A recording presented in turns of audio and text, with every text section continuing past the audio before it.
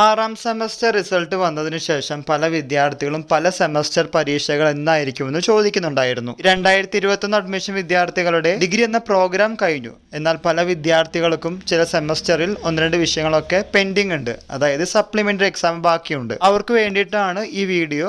ബാക്കിയുള്ളവർക്കും കേൾക്കാം, കാരണം ഇനിയുള്ള എക്സാമുകൾ എങ്ങനെയാണ് വരുന്നത് എന്നതിൻ്റെ ഒരു ഓവർവ്യൂ ആണ് നമ്മൾ പറയാൻ പോകുന്നത്. സപ്ലിമെൻ്ററി കിട്ടിയത് കൊണ്ട് ജീവിതം അവസാനിക്കുകയോ ഡിഗ്രി എന്ന പ്രോഗ്രാം നേടാൻ സാധിക്കുകയോ ഇല്ല എന്നുള്ള ചിന്തകളൊന്നും വേണ്ട. ഇനിയുള്ള സെമസ്റ്റർ പരീക്ഷകൾ നല്ല രീതിയിൽ പഠിച്ചാൽ തന്നെ നിങ്ങൾക്ക് കൂടുതൽ സമയം കളയാതെ ഡിഗ്രി എന്ന പ്രോഗ്രാം സ്വായത്തമാക്കാൻ പറ്റാവുന്നതാണ്.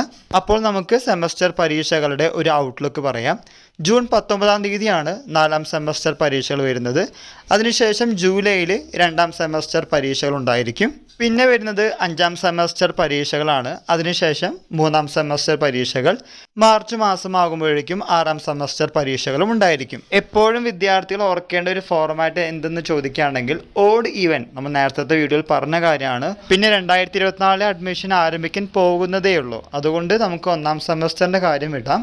3-5 സെമസ്റ്ററിൻ്റെ കാര്യം നമുക്ക് പറയുകയാണെങ്കിൽ ആദ്യം 5ൻ്റെ കഴിഞ്ഞിട്ടാണ് പിന്നെ 3ാം സെമസ്റ്റർ പരീക്ഷകൾ ഉണ്ടാവുകയുള്ളൂ. അതുപോലെ തന്നെ 6ാം സെമസ്റ്റർ പരീക്ഷ കഴിഞ്ഞു. ഇനി അടുത്ത ജൂണിൽ 4ാം സെമസ്റ്റർ പരീക്ഷകൾ, ദെൻ ജൂലൈയിൽ 2ാം സെമസ്റ്റർ പരീക്ഷകൾ. ഇതുമായി റിലേറ്റ് ചെയ്യുന്ന പുതിയ അപ്ഡേറ്റുകൾ കിട്ടുന്ന മുറയ്ക്ക് നിങ്ങളുടെ മുമ്പിൽ ഷെയർ ചെയ്യുന്നതാണ്. കൂടാതെ എന്തെങ്കിലും സംശയങ്ങളുണ്ടെങ്കിൽ നിങ്ങൾക്ക് കമൻറ്റ് ബോക്സിൽ കമൻറ്റ് ചെയ്യാവുന്നതാണ്.